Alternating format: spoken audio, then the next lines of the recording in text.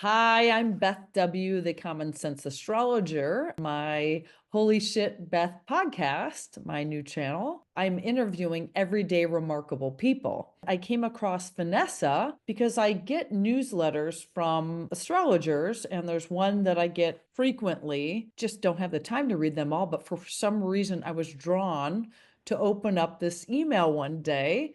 And it just by chance was talking about Vanessa had just written a book. Oh, there we go.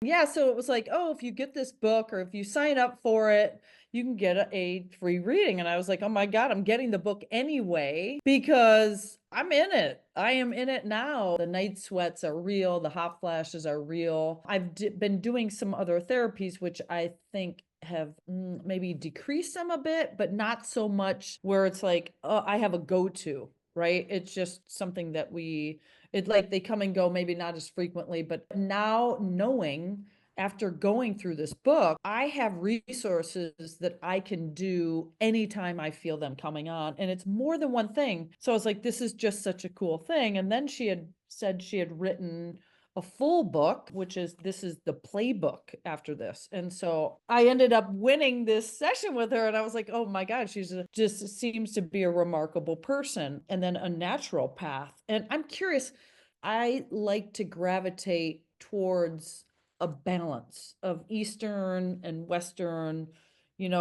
allopathic, if I'm saying that right, and naturopathic, because I feel like my body doesn't always do well per se with meds. I can have adverse effects or I can have weird side effects or they'll be opposite of what they say they are. And I've always kind of struggled with having these weird side effects. So I thought, I'm going to try this doing a little different way here. So as I'm going through your book, and I was like, this is so awesome. How did you get into naturopath? What drove you there? Like, what is your story behind it? Yeah, thanks for asking. And it's interesting because I find that so many people who are in any area or facet of natural health have a story that led them there. And I have a story of healing myself of chronic illness. Um, Right. when I was young, in my late teens and early 20s, I was chronically ill for about 7 years. My mother had been a nurse. The allopathic conventional medical model was the only one that I knew at that time. Going to the doctors, they were giving me antibiotics. Then I would get sick even faster and more severely, and then they'd give me more antibiotics. And it was just this kind of a downward spiral. But at that time and at that age, I didn't Mhm. question it because that's Right. just what you do. You just go to the doctor, you do what the doctor says. At some point, hopefully, you'll get better. And it wasn't until I was about 22 years old, a friend of mine noticed that I was taking antibiotics every day because at that point I had been prescribed antibiotics daily for Ah, about 2 years. oof. Which, if you know anything about natural health, you know that antibiotic use totally decimates all of the bacteria in your body, the good and the bad. Yep. And which was why I was on this downward spiral because my immune system was really, really struggling with none of the good bacteria to support it. And my friend noticed that I was taking antibiotics and asked why. And so I told them the story, and they asked me a question, which is such a simple question, but nobody had ever asked me this question, and I had never asked myself. They said, "Is it helping?" Good question. And Great that, question. yeah, I was taken aback because I had never thought about it that way. I had never questioned any of the medical advice given to me. And when I thought about the question, I realized, no, I don't think it is. And so they said, "Well, I see an herbalist when I'm not feeling well, and maybe you'd like to be introduced." And so, sure enough, I was ill again within a couple of weeks, and I went to see this herbalist. Mhm.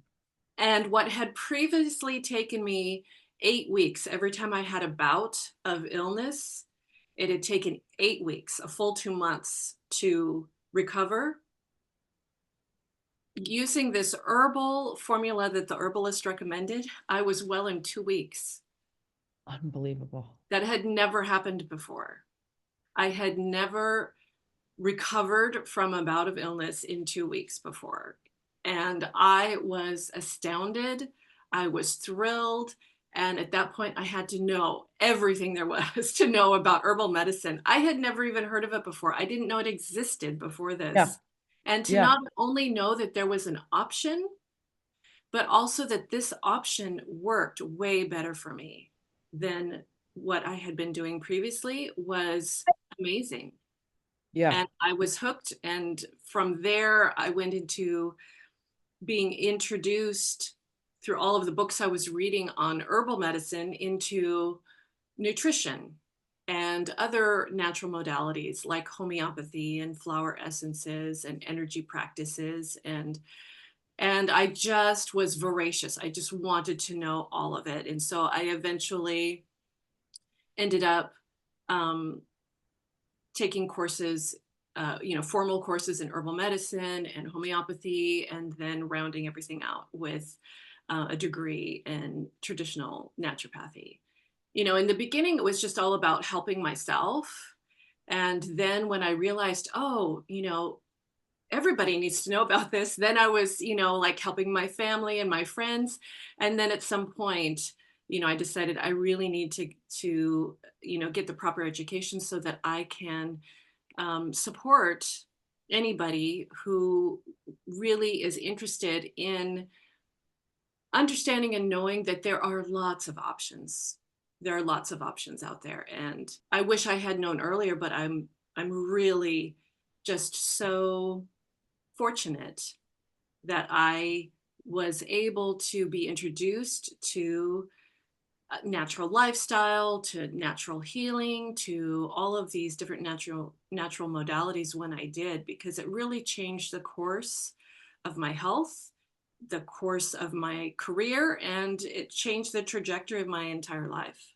You talk about like being on antibiotics, and all I can think about is like a raging yeast infection. Because it's like every time it'd be like, oh my God, I got a cut on my finger that got infected that is like starting to pus. And it's like, I have to take an antibiotic because obviously it's infected. And then without a doubt, it'd be like, oh my God, I'm like, I want to take a fork. It's terrible. But like, this is actually one of the reasons why I wanted to start this podcast. We don't talk about yeast infections. We don't talk about the side effects that come up with, well, we have to take this, but then you take all this. I was on birth control for a long time, and I ended up getting blood tumors on my liver. They talk about blood clots, and I didn't know it. They found it by chance. And so then it was like, okay, I had to go off the pill. But you don't really know. You kind of happen upon these things, right? And then it was like, it'd be like, okay, if you're going to give me an antibiotic, now I need to take that, they would give me that 1 day pill or whatever. Either that or it was like, 7 days of the cream that leaks out all night. And you're like, I can't sleep because it just feels so gross, right? So it's like, knock on wood, I haven't had one in so long. But I was like, it becomes a side effect of every time I have to take some sort of medicine that I would have strange side effects, and that was one of them. And it's like, how do we support each other? I had terrible, terrible allergies. And every time I'd get the shots twice a week in my back, and then I would have some sort of reaction. And every time I went, the doctor would give me allergy meds. And I would have one that was supposed to not make you drowsy would make me drowsy. And then the ones that was supposed to like make you sleepy were the ones that gave me jitters. So I'm like in this fog of like, what, like I can't sleep. I can not awake during the day. I'm foggy all the time. And it was all these side effects. And when I had moved to Minnesota, I had my client and the people that I were working for, they're like, oh, you have to go see this woman who's a homeopathic chiropractor. And the first thing she did was take a blood test, have me take a blood test, and found out all my amino acids were low. like zero, like all of them were like, and I was like, oh my God. And she's like, Beth, this explains so many things. And to this day, I've been taking for about 24 years now. And it is like, I get allergies, but now it's like from cigarette smoke that's like, streaming by, or if I touch a cat and, rub my eyes. The allergy shots, although it works for some people, it did not work for me, and none of the drugs helped me. So, yeah, getting into seeing her she was really amazing. And then I learned, because I'm also doing some studying with Judith Hill. I don't know if you know her at all. She's a No, I'm not familiar. time, long time. I admire her a lot because she speaks in a way that is very clear and real. And she's very authentic, but she's a long, long, long time astrologer, but also a medical astrologer. She says your best healers are the ones you should always look for a trine. So I'm an air sign, so I look in the decant of your sign. So come to find out, my longtime woman that I saw, I was like, oh my God, she's in the Libra decant of Gemini. So it just so happened, I'm like, no wonder why I saw her for so long. And that every time and everything that she subscribed to me, it just was like, it nailed it right on. Interesting. I don't know enough about astrology to understand any of that, but it's always fascinating to me when I hear the connections with our lived experience. And then you look into the astrology and you're like, oh, that makes total sense. Yeah, it makes sense. And what's really amazing is that, medical astrology has been around for so, so long. And I'm not going to say his name right. Hippocrates? Hippocrates? Hippocrates. Yes. But so he wrote the Hippocratic Oath, Right. which we still, right, doctors still to this day sign on to that. But one of his quotes is, but somewhere along the line, that has been stripped out. And it's like, if people actually knew and lined up, like, I'm thinking even like psychiatrists or, anybody who does psychotherapy, having the astrology there, you would get right to the point of people. It's like, even as an astrologer talking to people, and it's like, they're like, how did you know this? I've been to therapy for years. You did this in 20 minutes. And I'm like, yep, because I can see it in your chart. There's no beating around the bush. And it's like, you can't come in here and lie to me about what you want to tell me to make yourself seem a little bit different, when the astrology doesn't lie. And it's just like, can you own your own shit? And that's one thing I noticed in your book that I loved, the escape hatches.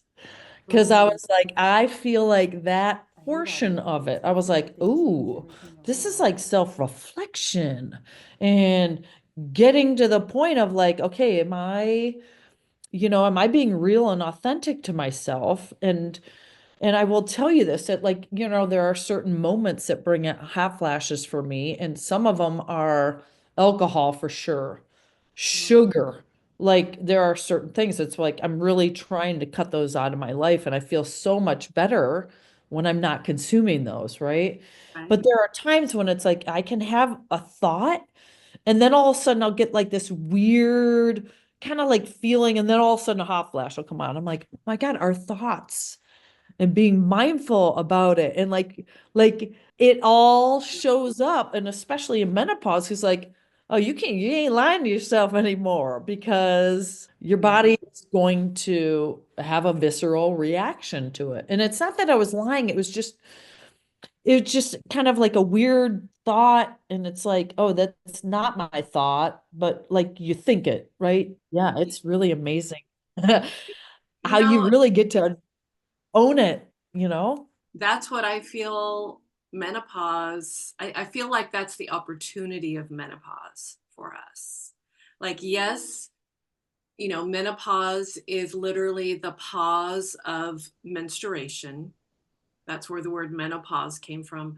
But I also feel like the pause is for us symbolically to take a pause and do a lot of self reflection because in the first half of our lives, so many of us have not had the opportunity to give ourselves that kind of time and space and support for Mhm. reflecting on the experiences we've had and what we're going through now and where we want to go, because we're so busy either finding a partner, starting a career, having children, or creating a business, or all of the energy is going outward toward other people and other things. And as women, most of us are very familiar with caretaking and supporting Mm. other people.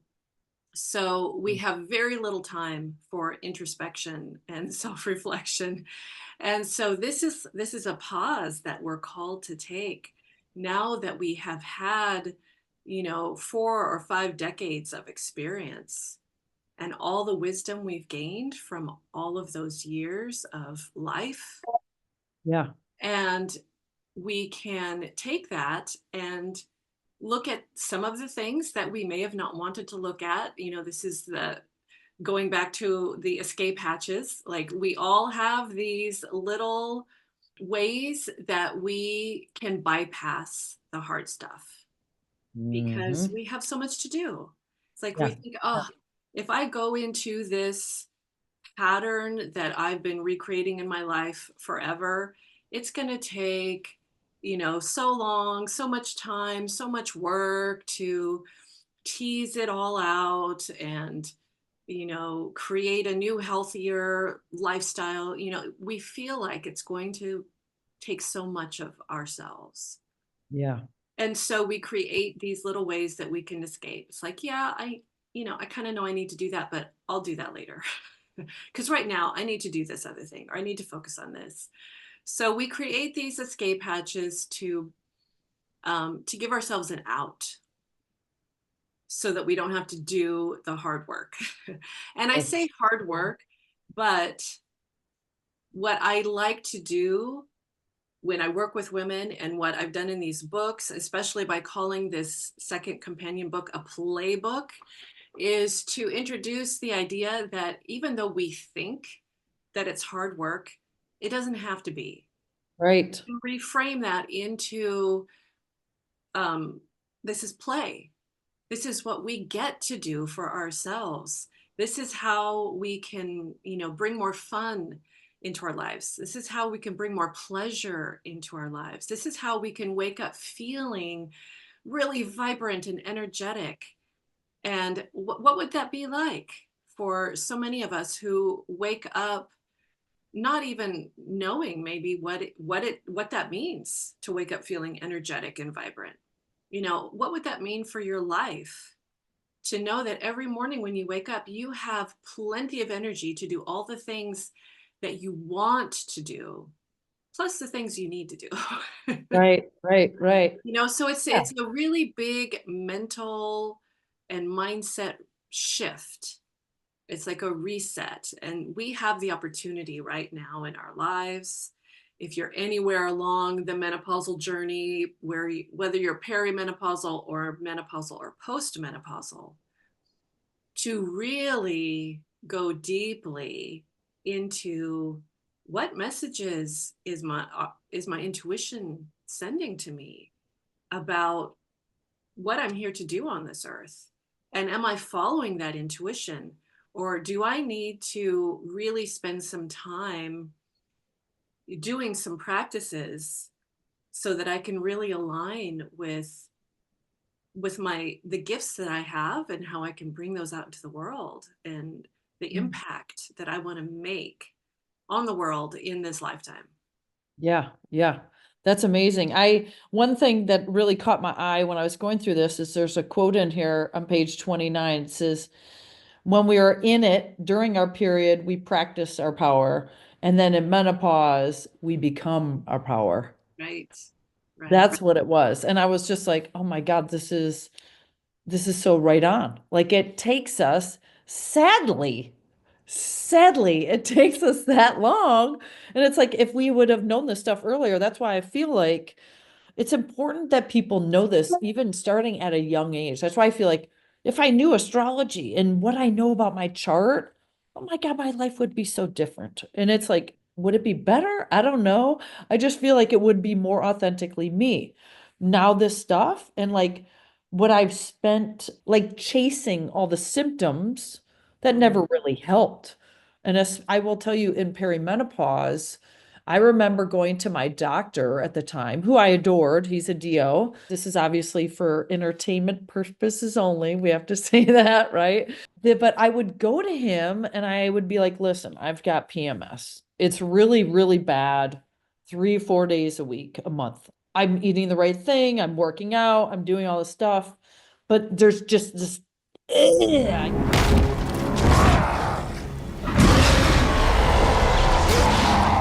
I get like impatient and I get frustrated. My temper is short and it's just really easy for me to get set off in this time period. And I was just like, what can I do about this? And he said, Beth, I can give you an antidepressant. And I thought, then there's side effects of that. Right. And I'm like, and I know that they help some people. I'm not discouraging anybody at all if this helps you. But for me at the time, I just didn't think it was the right solution. And I thought there were 2 times in my life. I was married for a short time in the early 2000s. It was my Saturn return. And when we were splitting up, we had to live together. And a woman that I worked with who I adored, she's like, Beth, just get on for a little bit. Okay. So I was like, okay, fine. So we don't murder each other, right? What your son needs now is lots of tender, loving medication. Heavy medication. And so I did, but I will tell you, I was on it for like 6, 7 months. I could not achieve an orgasm, like at all, at all. My taste bud changed, like food didn't taste the same. I gained weight. I got really constipated. And it was just like my body just felt really weird. And then when I was like weaning myself off, like you can get vertigo really bad too. That's another thing. And I was just like, I don't want to go on it when I'm menstruating because I thought this is something that I'm going to be taking for, I mean, essentially the rest of my life, if that's the way it was going to be. And now if we go and some women are getting prescribed antidepressants or birth control, and then they go on birth control and menopause, which only delays your menopause symptoms. And I also feel like, it to me it was detrimental to my body. Once they found those blood clots, I immediately went off birth control. But I thought there's so little that they know about hormones. The first time they tested a woman for medicine was in 1994. And I was like, oh my God, they just don't test our bodies, probably because of the hormones, right? And I thought everything about menopause is hormone related. I mean, it's all and they fluctuate and then you can get the little, injection of these little pellets. And I thought, well, what if you have a problem? Then you're in your system. And what if it's too much? So that and again, I've heard from people how much it's really, really done well for them. But for me, I just thought I can't do it at all because of these blood tumors. So it puts my life at risk. Yes. I want to go back just really briefly to one thing that you had said earlier about Hippocrates and the Hippocratic Oath, because one of the first things in the Hippocratic Oath is first do no harm. And I believe that that is one of the things that the conventional medical culture has kind of forgotten about in their zeal to create all of these new medications. Because what that really means is do not give a medicine if it's going to cause a side effect. Really, that's what it means. First, do no harm. When you are treating somebody, when you are seeing a patient, when you are working with a client, the first thing that you have to think of in your own protocol of working with people is how can I help this person without causing any additional harm? Right. And that's really important.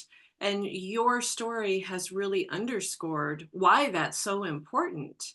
Because when we just give prescriptions to people without understanding how it could affect them, and oftentimes without telling them, Right. look, these are all the side effects.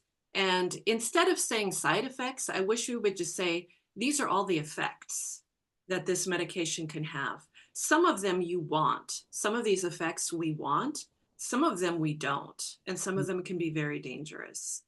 And so it's a benefit risk analysis that we have to do when we're adding anything new into our lives. And it's not just medication, but it's anything, any kind of shift we're making in our lives. We have to look at, okay, what are the benefits of this and what are the risks of this? And, you know, what are the scales looking like here? Right. Right. And Right. so those side effects are real. They're not side effects, they're effects. They Oh, are yeah. effects of this medicine. And is the benefit worth the risk or not? And for some people it is, and for some people it's not. And Yeah. that's an individual decision that anybody who's working with any kind of practitioner needs to make for themselves, because ultimately it's your life. You're the one that's going to be dealing with all of the effects. For sure. You know, my doctor, when I brought up all the symptoms in his, he agreed to all of them. He says, absolutely, these are all the side effects. And I thought, I'd rather just be a bitch for a few days than I want to come. I want to poop. Like that to me is worse than being a bitch, right? For a handful of days. I was just like, to me, it wasn't worth it, right? And like I said, it can really help some people, but I just thought for long term, it wasn't going to be a solution that I wanted to make for myself. To me, it wasn't really a solution. It was an option that I weighed and thought this, I'm going to figure out my own way to deal with this. And you're very right when you said that it's only been in very recent history that medical trials and scientific research has been done on women. Yeah. And that was one of the reasons, again, you're correct, that in the past it wasn't, because women's bodies are much more complex than men's bodies. And one of the reasons is because of our hormonal system. There's just many layers of complexity. And so when you're a researcher and you just want to get the results, it's much easier to get the results on a male subject, with male bodies. But that doesn't transfer to, the results that you get in a Yeah. research project that was done on men doesn't transfer over to women necessarily. And so much of the research that has been drawn upon for the protocols that are used today and the medicines that have been developed, we have no idea how they affect women long term, because there just hasn't been a long enough period of time that we have been using women in these kinds of studies to show the long term effects. Yeah, yeah. And I was listening to a podcast recently, and it was a longtime female doctor, and she said, "We have discounted women in their time of life for years." And she said, for about 15 years when I was practicing, she said women would come in with symptoms, and she said we would nickname them all WW, whiny women. And she's like, I feel horrible for discounting. I feel like we just wrote them off. It's like, oh, you're just fuck another woman. Like here she goes telling me all this stuff. And it took her to go through menopause to realize that this shit is real. It is real. And it's like, why are you discounting us? Because men don't go through this shit. I mean, they do, but not anywhere near what women go through. And it's like, wouldn't life be different if men had to get mammograms? Like, would your balls be smashed in between these things, right? Like, so it's just interesting. And hopefully that the more we talk about it, that who knows what can happen now, Pluto and Aquarius, like what kind of genius can we come up to help transform women's lives and so that we don't have to deal with. But I feel like taking more of a natural path in like a book you created and looking at things that we already have access to without subjecting ourselves to side effects, I feel like is really more authentic.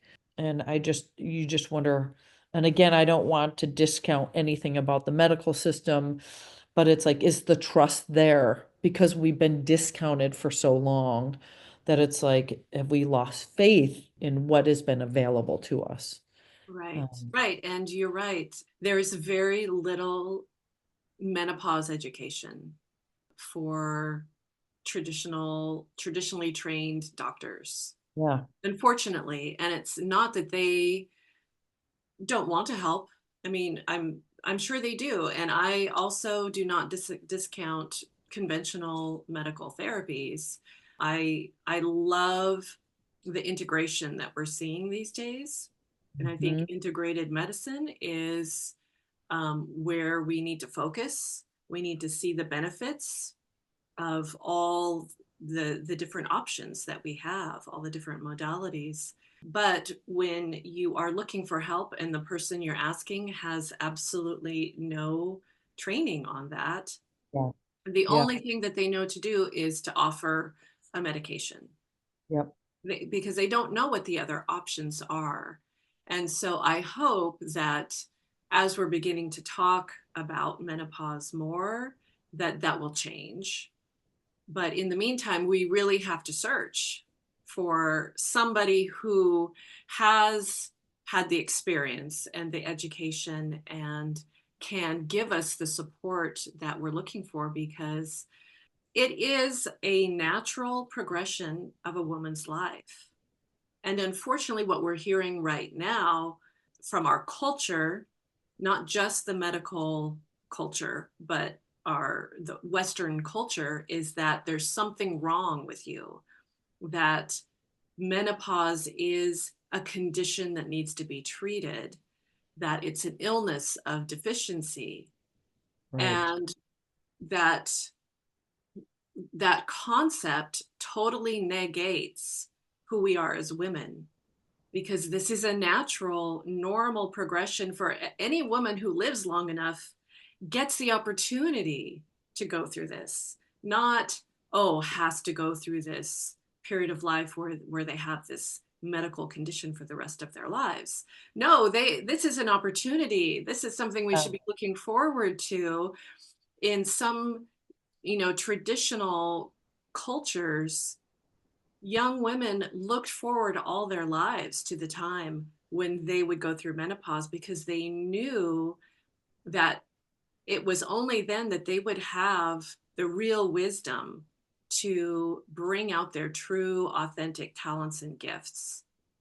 Yep. They really revered the wisdom and the experience, the life experience, and the status of not only all of their elders, but particularly the menopausal woman. And can you imagine what our world would look like if we all held that concept of the mature menopausal woman, the crone, the elder, being like the pinnacle of what every woman hopes to achieve in their lifetime? Yeah. Amazing. Amazing. Yeah. But it's just, yeah, I mean, I've marked like so many pages in your book here that I was loving all this. And, for sleep, because my question for you is, like there's all these symptoms that we have, right? So it's like the night sweats, the sleep, or their lack of, whether it's insomnia or waking up, right? Then we got hot flashes, mood swings, not feeling like we're good enough, right? Foggy brain, aches and pain, hair loss, libido loss, painful sex, like our inside of us totally changes. Our skin changes. What I'm wondering, are you seeing more women going into menopause earlier and earlier? I think that that is something that we're seeing more.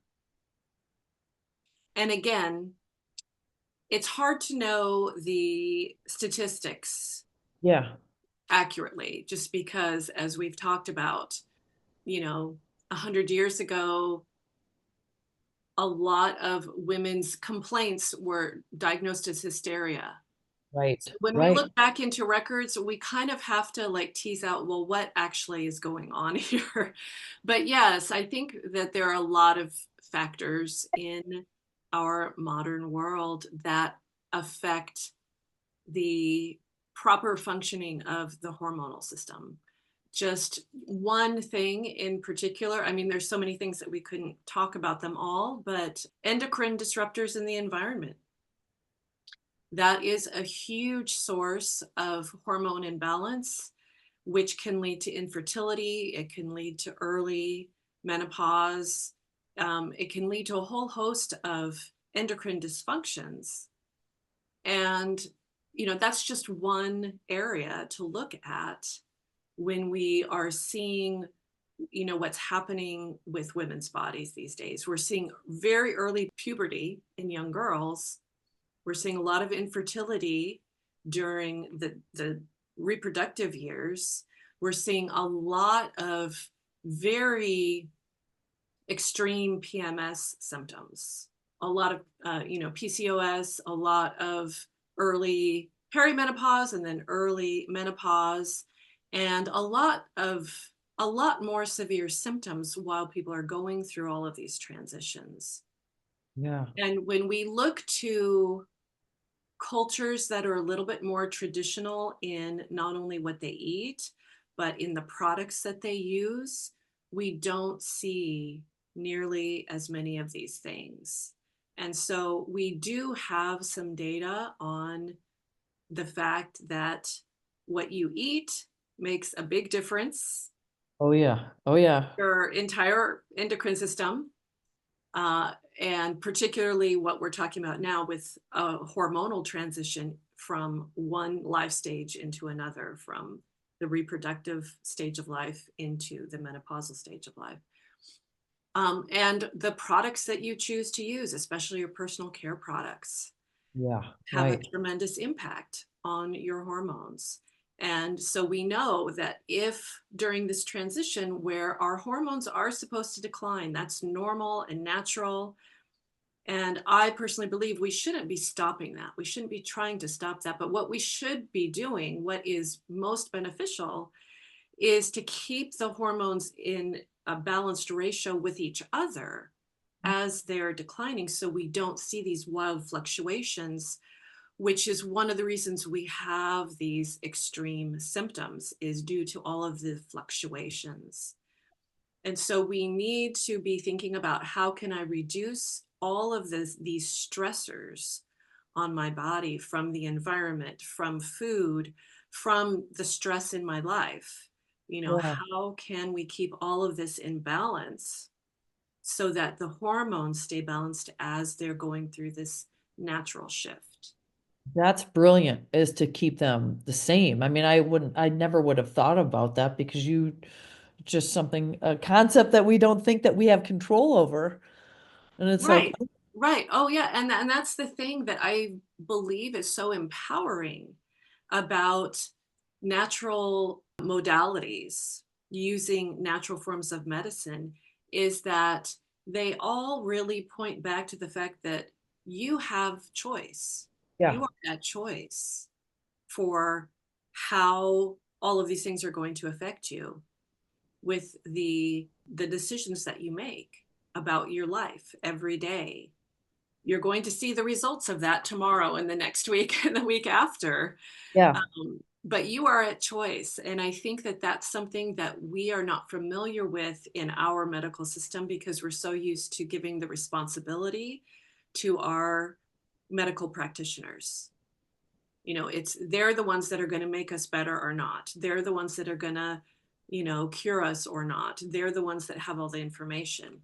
But if we educate ourselves and empower ourselves, then we can take that responsibility back and understand that it's our choices that are going to dictate our future.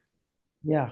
Yeah. I mean, that's amazing. One thing that I am curious about is I love in here that you give so many options. It's like, okay, homeopathic remedies for not only hot flashes, insomnia, brain fog, your liver clearing, their cool down acupoints, which are literally, we can do all these ourselves. When I was looking at the herbs, I have not heard of one of these.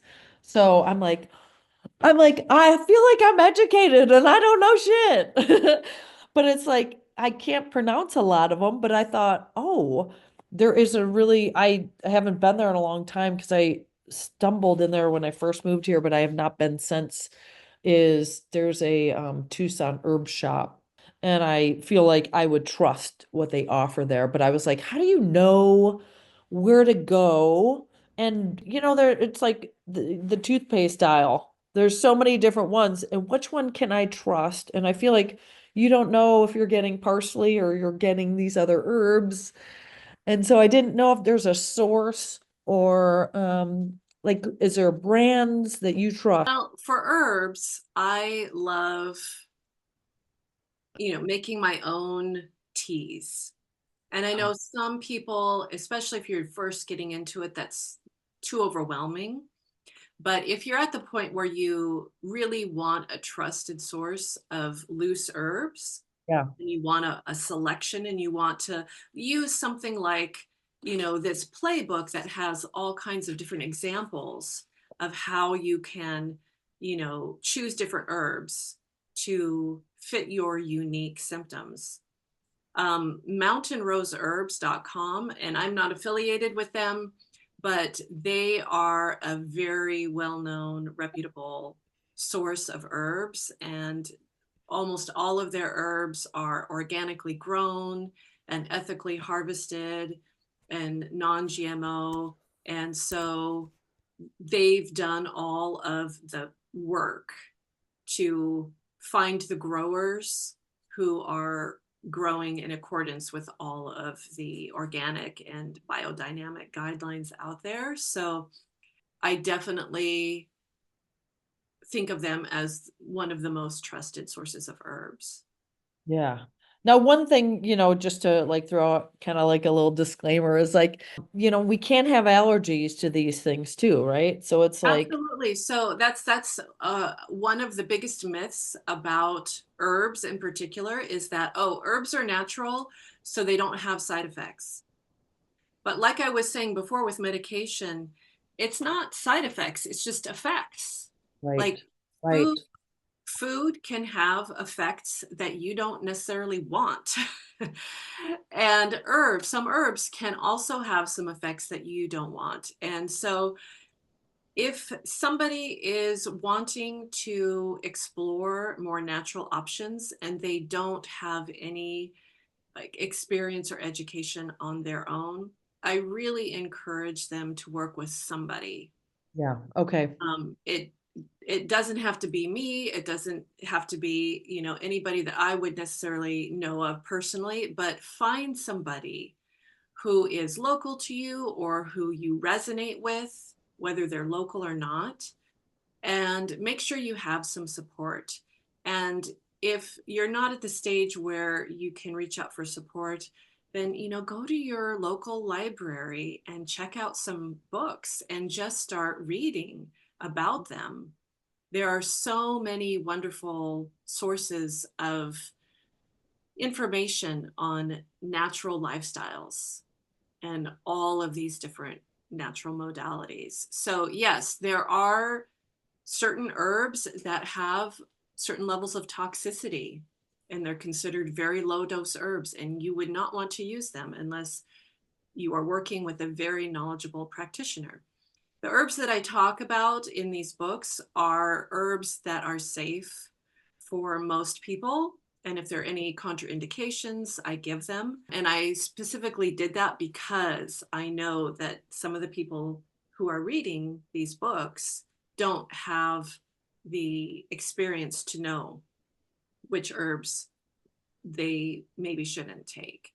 And so So most all of the herbs in my books don't have any contraindications, which means they're food-like herbs. So you can Yeah. think of them as food. And yes, some people are allergic to some foods. So, Yeah. if if you're a person who's super sensitive and you have a lot of sensitivities to foods, then it makes sense that you're probably going to have some sensitivities to some herbs as well. Yeah. And also, what do you call it? Like a contradiction or a counteraction? If you're on some sort of medication, I'm assuming that there are herbs that There may, are some herbs that have some interactions with drugs, and most of the time it's because the herbs are helping your body to function better, and then your body processes the drugs faster because your body's systems are actually becoming healthier and healthier. So it's important if you're working with herbs and you also are on medication that you work very closely with your prescribing doctor so yeah, that you can know when you need to go down on your dose, because the herbs most likely will help your body to break down that medicine quicker and utilize it better. So yeah, generally that's what we see, is that when you start working with somebody with herbal medicine, that you don't need as much medication. But that is very individual to the person. But you want to yeah. make sure you work very closely Yeah. with your medical practitioners so they each know what's going on and can track these changes. Yeah, that's really important because I feel like you could go to a hospital and talk to a cardiologist, and then your MD may have like they're not really checking out. And like one gives you a drug for this, and then there's going to could be. So I've seen that or heard of that through people that I know. That can happen all the time that they're not Right, talking. right. And homeopathy, like my mother was into this, and I do remember like, the counteractions with, the peppermint and certain things that can take it. And I remember like, oh shoot, I can't brush my teeth with peppermint like toothpaste because it may counteract with Right. With that. homeopathy, it's really about homeopathic remedies are more of a vibrational or energetic type of modality. And there are certain substances like coffee or like the really strong mints that are so strong that they basically just negate the medicine, that the effects of the medicine. It's not that there's a dangerous interaction between them when you're talking about homeopathy. It's just that if you are a sensitive person, the energy of the remedy can just get canceled out by Wow. something really strong, like even just essential oils. Like a lot of people who are into natural medicine dabble in essential oils. They Yes, might yes. also dabble with homeopathy, and they might store those remedies together. And you definitely don't want to do that because No, essential no. oils are so strong, they're going to cancel out the homeopathic remedies. So, what I love about homeopathy, though, is we are seeing so much more sensitivity in people these days. Yeah. People are, have a lot of food sensitivities, have a lot of environmental sensitivities, chemical sensitivities, and homeopathic remedies, because they are an energetic form of medicine, Mhm. you can very easily work with people with very strong sensitivities with homeopathic remedies, where it might be a little bit more difficult with other forms of natural medicine because it's just too strong for them. The medicine Yeah. is too strong. So I love using things like homeopathy and flower essences. Not, I do use essential oils, but essential oils are different than flower essences. Yeah. Yeah. Um, Flower essences are another energetic modality, and they can be very profound and very gentle at the same time. And are you a fan of Bach? I know that Bach remedies are big. I just didn't, and I was like, I wouldn't even know other than, if I went to the herb shop and they had their own. I feel like, I do the organic natural grocers, which I love. And, the co-op, they have the Bach remedies there. And so I think they're great. I just have to probably get more in a habit of using them with more regularity. Right. Yes. So the Bach, or some people call it batch. I don't know how it's supposed to be pronounced. Excuse me. But that is the most popular form of flower essences. So if you go to your health food store, you'll probably see that particular brand more often than another brand. But there are several other lines of flower essences that are amazing. Okay. And I use mainly the Bach line, and then I've dabbled in some of the other flower essence lines out there. And the thing about the flower essences is that there are no contraindications. There are no side effects. And they're even more gentle than homeopathic remedies, in my opinion, but can be just as profound, just as effective.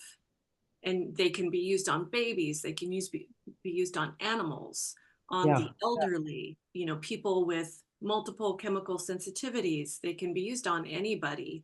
Again, you want to make sure you know what you're doing. But for the most part, with flower essences, as well as with homeopathy, for the most part, if you don't get the right remedy, it's just probably not going to do anything. So there is kind of a bigger safety net, I feel, with people who are wanting to just start learning about natural therapies Mhm. with something like flower essences. If you start with flower essences, you're going to have a really gentle entryway into the natural health world. Yeah, yeah, I love that. And again, I feel like I could talk all day about your book. I was going through it. I'm like, oh my God, there's so many things in here. And of course, meditation and breath work. What I love is that, we hear about this, but I feel like there's this notion that, we meditate and we have to sit there in quiet and, and it's like, if I try and do that, then it's like my mind's going to be like, oh my God, I have to sit there. So I love the fact that you offer gardening or or going out for a walk or just getting fresh air to me is just, oh, I don't have to be the stereotype of what meditation in our minds planted as this. It opens it up to say, oh, well, I guess I can commit to myself doing that because I like to garden or I like to do this and I can actually do that versus Right. That's what I find is so impactful, is finding a source of meditation or mindfulness or just some kind of stress reduction technique that you enjoy and Yeah, that you're going to do. Because if you don't enjoy it and you have to really work to get yourself to do it, you're probably not going to do it very often. right, So you're not right. going to reap the benefits of it. And with meditation, like you said, we think we have to create this beautiful, peaceful space and, carve out an hour a day to sit in front of an altar and do our ohms. And for people who love that, that's great. And if you already do it and you enjoy it, that's wonderful. I am not negating that at all. But in addition to that, if you want some options, we actually have a lot of scientific evidence now, a lot of research on mindfulness that shows that just a couple of minutes sprinkled throughout your day can be just as effective as spending an hour in the morning or the evening. And because it's spread throughout the day, you're getting the effects throughout the day. And that's what I love about these short little mindfulness practices, whether it's movement, whether it's going outside for a short walk, whether it's gardening, whether it's breath work, whatever it is. Yeah. If you can just do it for 2 minutes and then in an hour or two, do another 2 minutes and then do another 2 minutes and then do another 2 minutes, just about anybody can fit 2 minutes in between meetings, or you can even do it while you're taking a bathroom break. That's my favorite way to practice mindfulness because I'm already going to take a break. We all have to visit the bathroom at several Yeah, times a day. sure. We hope. So why not just use that time? That way you don't have to carve out extra time. And that's an escape hatch. You can just close that escape hatch and say, nope, I don't need extra time.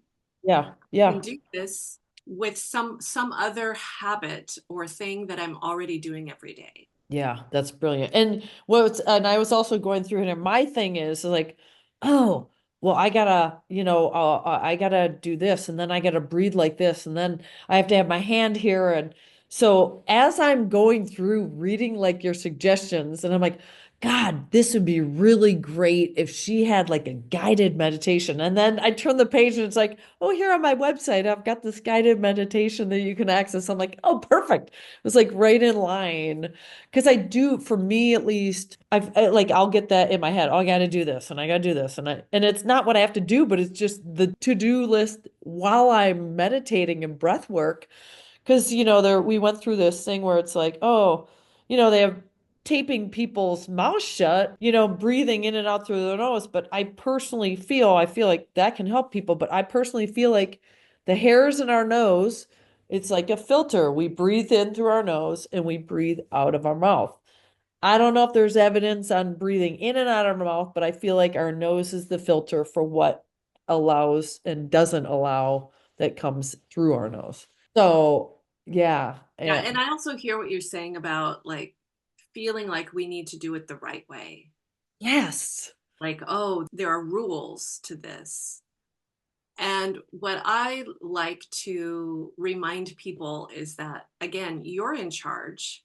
It's your body, and your body's unique. There's no other person in the world that has your body.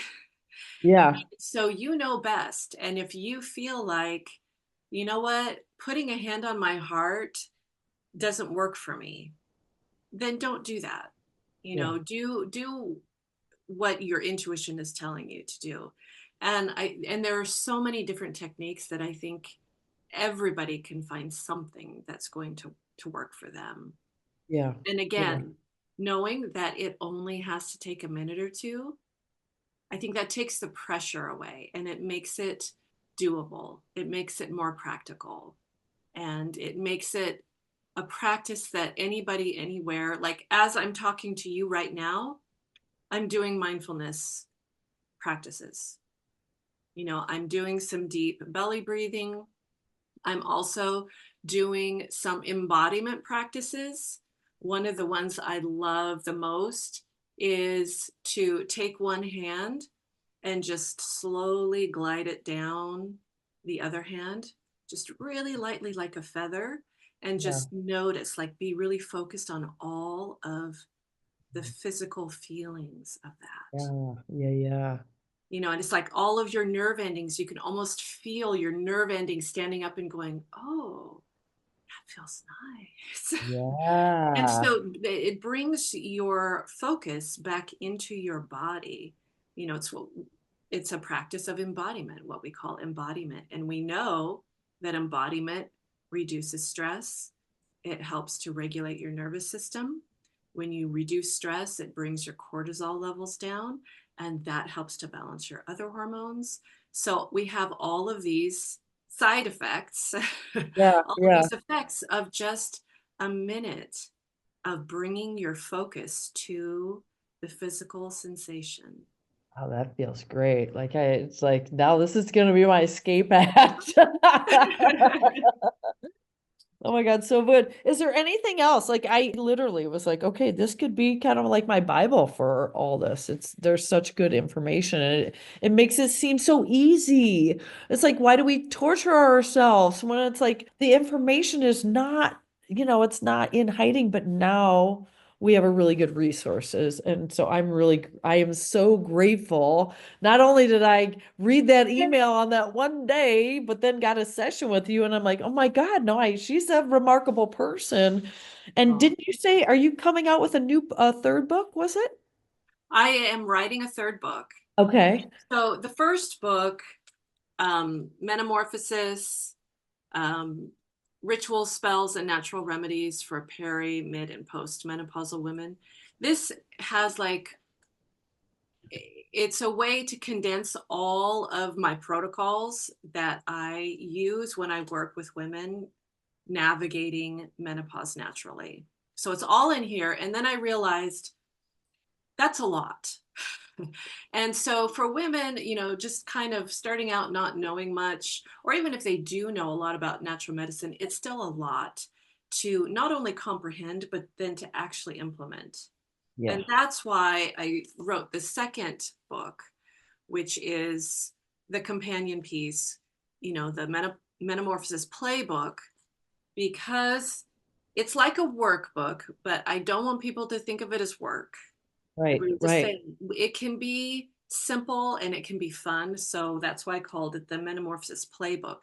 So it takes all of the actual practices and exercises and suggestions from the original book and gives them space with a lot of room for journaling so that you Mm. can try out some of these different exercises and practices and suggestions and write down what's working for you and what's not. And so it is a way to really implement the information in the book.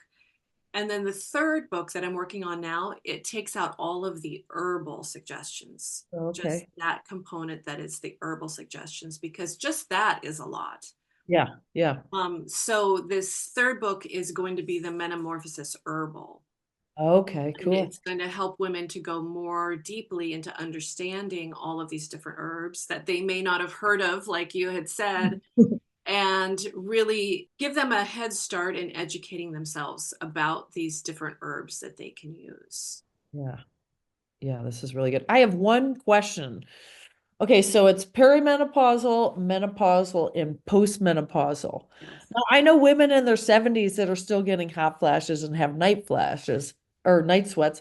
So at what point does it go from menopause to postmenopause if we still have symptoms? That's a great question. And technically, the definition of perimenopause, so we'll just give a definition for each phase. So the definition of perimenopause is a period of time before menopause. So that means you're still cycling, you still have a menstrual cycle, when your menstrual cycle begins to change. And this period of time is unique to each woman. Yeah. So some women could be in perimenopause for 10 years, and Hmm. some women could be in perimenopause for 6 months. Variable. But it's when your hormones start their shift, Okay. which then will affect the menstrual cycle. The first symptoms that most women have are around their menstrual cycle. Either it's a little bit longer or a little bit shorter or heavier or lighter, but it's just different, a little bit Okay. different than it used to be. So, but some women don't have any symptoms at all. Their menstruation just stops one day. Yeah. Yeah. So, it's one of those things that's very individual. So it's hard to tell you exactly what to expect. Yeah. But there will most likely be some changes in your menstrual cycle during perimenopause. Then menopause is technically defined as a 1 year period starting from your last period. Okay. It's only lasts 1 year. Oh, I did not. I feel like there is so many misconceptions. Right. Because I'm thinking, oh, I'm, 3 years out of it. I'm like, oh, I'm postmenopausal now. Right. Yes, exactly. So most women that I talk to think that there's just two stages. You're Yeah. perimenopause or you're menopause. And once you're in menopause, you're there forever. But technically, you're only in menopause 1 year, and you don't know until the end of that year because you can't know that your period stopped 12 months ago unless you are at the end of that 12-month period. And you can look back and say, oh, yeah, my last period was 12 months ago. Because sometimes women can go for 6 months thinking they're in menopause and then get another cycle. Yeah. That's And what then happened that to me. means, And oh, yeah. yeah, I'm still in peri. And so then you start the count all over again. But generally, And this is not true for every woman, but generally, if you've gone a full year without a menstrual cycle, and not due to any medication, but just naturally you've gone a year without a menstrual cycle, then you're most likely not going to get more menstrual cycles. And that means you have gone through menopause. And then from that point on, for the rest of your life, you are postmenopausal. Wow. So I am postmenopausal officially. Right. And some women have some of this same or similar symptoms during postmenopause. For Mhm. some women, the first couple of years of postmenopause will feel very much like menopause did in regard to their symptoms. And yes, there are some women who continue to have hot flashes for a very long period of time. But the vast majority of women who go through natural menopause and are, have taken the, personal responsibility for their food and their movement and live a really healthy lifestyle, generally they'll see those symptoms, if they had any, because some women don't have any, Yeah. will become milder and milder and milder and just disappear. And their health will just get better and better and better. And they, will go on to feel vibrant and vital and clear and focused and, really able to put their energy and feel confident in doing the work that they want Yeah. to do and making the impact in the world that they want to make. And that's really important because I do talk to a lot of women in perimenopause who are having a lot of brain fog and feeling like, if I'm 40 or 45 and I already am forgetting things and am having some fuzzy, cloudy thinking, what is it going to be like when I'm 80 years old? And so, there's a lot of fear of, if I'm already feeling these symptoms, it's Right. just going to go downhill. And I really want women to understand that that is not the case. That does not have to be your story. Yeah. Yeah. Um, there are so many women who feel like their health has just improved and gotten better and better as they've gotten more deeply in touch with their own body and now are really listening to the messages their body's sending, because your body will tell you what you need. Yeah, absolutely. And Yeah. as you Listen. follow that Yeah. wisdom, then you know that you're in alignment with what you need and not necessarily what somebody else needs, but what you need to be healthy. Yeah. Amazing. Amazing. So if you can, anybody who's watching or want to know how to help get through this, and I feel like even if we're not in it yet, it helps to know what to expect. So, like, again, if I knew this stuff and it's like, oh, I can prepare for this and I can know, I mean, you're all the more wiser for that. And Absolutely. you have your books predominantly on Amazon, and they can follow you there, Vanessa Nixon, if they follow you. Do you have a little follow thing? I don't know if some On authors, Amazon, yeah, some people have it. I have an author page, and Okay, so if you okay. look at my name, you should be able to get to my author page, and then it'll show you my books. Okay, perfect, perfect. And then, but everything predominantly, unless you happen to be somewhere near you where your local bookstore has, everything's on Amazon. But these are really, really, really great books. So we're blessed that you wrote them and giving us options to have a really taken a different approach, and we have a choice, like you said. It's an easy choice, and it's just good to know to have the knowledge there. So, is there anything not in here that we should know of? Well, I mean, there's so many things. And there are so many different modalities and practitioners out there. And, if somebody doesn't resonate with me and the modalities that I am offering through, the natural health, the natural beauty, which we didn't really get around to talking about, or the natural movement, Yes, and yes, there's just so much to talk about. But if those things don't resonate with you, look into your networks and your support system and find somebody that does resonate with you, because we really need support. That's yeah, one yeah, thing that in our culture women are really good at supporting other people, but receiving support, a lot of times we're not so great at that. That is And this is 100%. a great time Yeah. of life to get really good at receiving. Yeah. Oh, and I did want to talk about your makeup line because what caused it? So like, I remember recently I got invited to, oh, come to my house, blah, blah, blah. And I get there and these women are applying, it was like 7 layers of like, and I was like, I'm like, well, what's in it?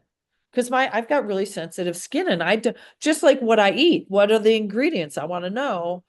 And well, I don't know what's in it. I'm like, well, I'm gonna bow out then, and I'm not gonna put it on my face because I just like the ingredients. I want to know what they are before I eat them.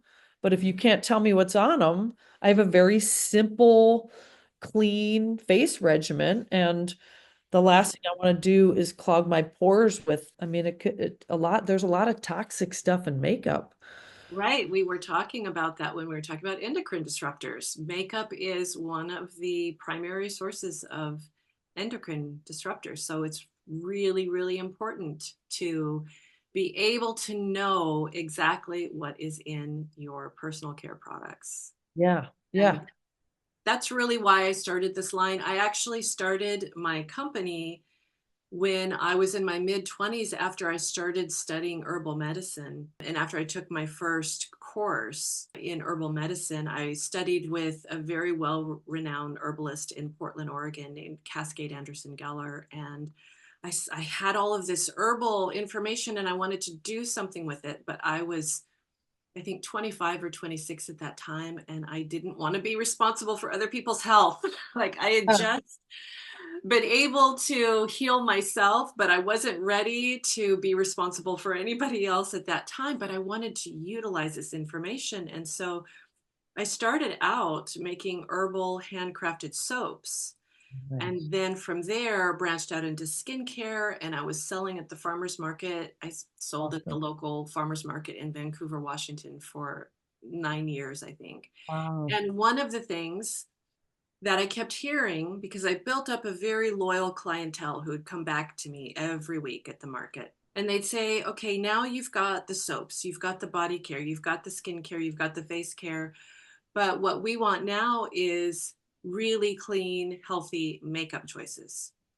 And at that time, which was 20 years ago, there weren't very many options.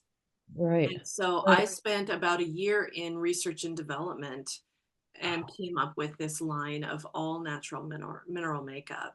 And when I debuted that line, it within 6 months it became 90% of my sales. Like people Wow. were clamoring to get it and loved it. And mostly people who had very sensitive skin that couldn't wear other types of makeup Yeah. and Yeah. just really appreciated the fact that this was a very simple line with very clean ingredients and they felt they could feel safe using it. Yeah. So is it like a blush? Is it a foundation? Is it a bronzer? Yeah, What's in? so it's loose powder mineral makeup. Okay. And the benefit of that is that you can use multiple products for multiple uses. So I have basically two kinds of makeup. One is what I would use as a foundation or a concealer. And then all of the other colors, all of the other shades are multi-purpose. So depending on which shade it is, you could use it on your lips or your cheeks or your eyes or your eyebrows or, any other area of your body that, Yeah. you want to add a little color or a little shimmer or a little glow. And that's one of the benefits of loose powder mineral makeup is you can then mix and match them. You can create your own shades I and, love that. to suit you. And it's very creative and it's very versatile.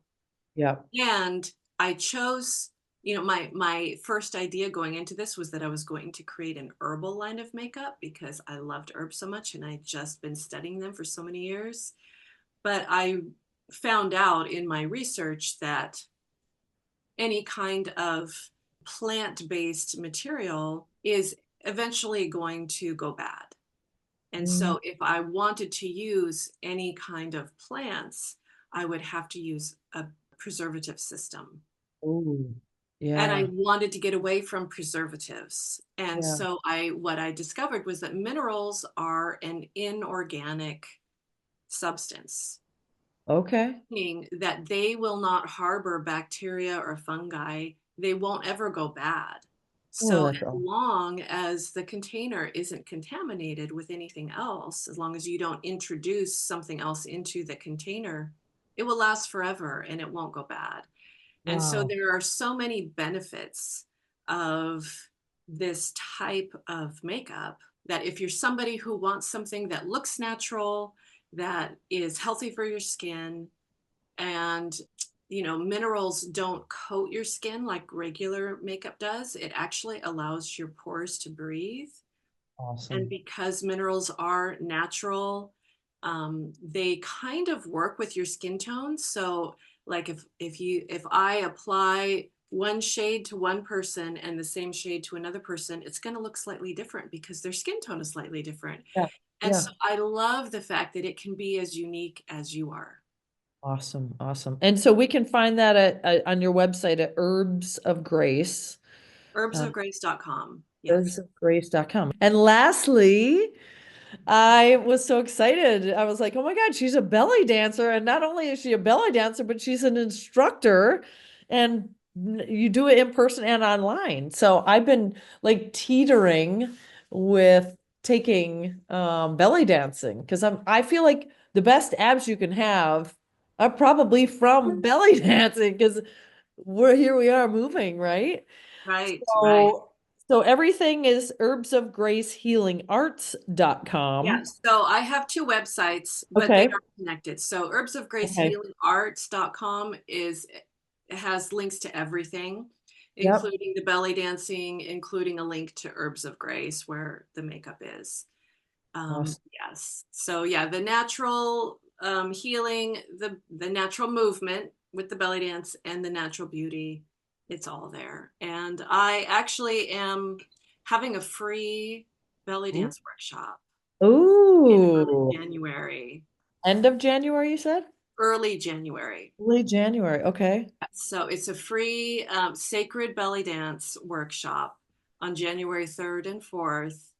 And it's an event that is going to introduce what belly dance is in terms of the moves, the isolation moves, but we're also going to dive into why belly dance is the perfect form of movement for women in the menopausal transition and how it became. We're going to dive into a little bit of the history around how belly dance is all about women's empowerment. Oh, I love that. Oh, Yeah. I love that. Okay, sweet. Yes. And we can all do it on Zoom. Is there anything that we need? Like, those little bell belts or anything? Like, Yeah, so yeah. Well, I fun. mean, there's so many things that you can have to make it Yeah. more fun. You can have the hip scarves, the coin belts. You can have zills, although we're not going to be learning to play the zills in the free Okay. workshop because that's a little bit more complex and complicated. And Yeah. you can, have, I'm wearing one of my costume belly dance pieces of jewelry here. You can go all out as much as you want, or you can just come in leggings and a t-shirt.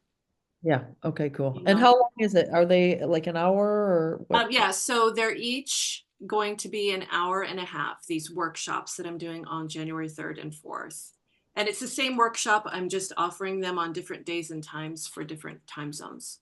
Okay, perfect. Yeah, Perfect. Yeah. Oh, that's going to be exciting. All yeah, right. Awesome. a lot of fun. Awesome. Awesome. Awesome. All right. So we are going to get into the astrology now. Hi, Beth W. here. I take astrology very seriously, and I believe that it is a powerful tool of insight and guidance. I'm legally required to state that astrological readings provided by myself, readings by Beth W., and Common Sense Astrology LLC, are for entertainment purposes only. Astrological consultations by Beth W. and Common Sense Astrology do not constitute, do not replace, and should not be construed as financial, legal, medical, psychiatric, psychological, or any type of professional advice on any subject matter. If you require such advice, please consult a licensed professional. Myself, Beth W., is not responsible for any damage arising from any actions taken by a client following an astrological reading. Again, these are for entertainment purposes only. Thank you and enjoy. We are back to the astrology section, and I've been asking everybody that I'm interviewing, my everyday remarkable people, that we will look at one thing in your chart. Because I am a professional astrologer and Common Sense Astrology is my business, but my moniker is Readings by Beth W. And when I looked at your chart, I keep getting drawn in everybody's chart to Mars and how it's aspected. Mars is how we activate, it's our energy, it's how we initiate, it's how we go forth. And yours is sitting next to the planet Uranus. And Uranus is like sudden change, abruption. It brings genius to us. But it also can be like, well, I don't want to do that. It can kind of give us this little, like, we have our own mind. We want freedom. We're going to choose what we want to believe in. But it creates innovative pathways for us. And so I also like to say, as we get older, the planets traveling will have an effect on our chart. Our chart will always be there, but I feel like it's more affected when we're adolescent. So I would look at this and say, did you take your own approach? If you were in school, did you tune things out if they didn't make sense? Were there's certain things that you like, I want to break out of this situation because I need excitement. Is there anything that you can say that it relates? It's a dynamic and a sizzling combo to have it together. And Uranus is like electricity. So it's like your movement. That's how I was looking at the belly dancing. I was like, oh, that's sudden, but it's like, you got this constant movement all around. And then I was like, oh, did you have a hard time sitting in school? Because, like, do I have to be moving? These are all really interesting questions. So with school, it was interesting because I was one of those like goody two shoes, straight A students. I was raised Catholic, so like you do exactly what whoever's in authority tells you to do. However, I always had a very, very strong, stubborn streak. And in fact, my dad to this day teases me and says, "Oh, Vanessa would argue with a signpost," uh, because I was just always questioning in my head. I was not in my actions because I knew that that wasn't allowed. Like I Yeah, had to do what I was told. But there was always something in me that wanted to do things differently, wanted to do things my way. And yeah, that started to come out like in my very late teens, early 20s. That's when I finally started like listening to that part of myself and realizing that I had been looking at a very small sliver of the world. hmm, And suddenly, it all opened up to me and I realized, oh, that's maybe why I've been feeling like, kind of repressed because I wasn't allowed to see all of these options. Uh, right. and then like and that's when I started learning belly dance. That's when I started learning about natural medicine. And Amazing. that's when I started, you know, um, as I said, the trajectory of my life really changed at that point. And I started viewing my stubbornness as a good thing.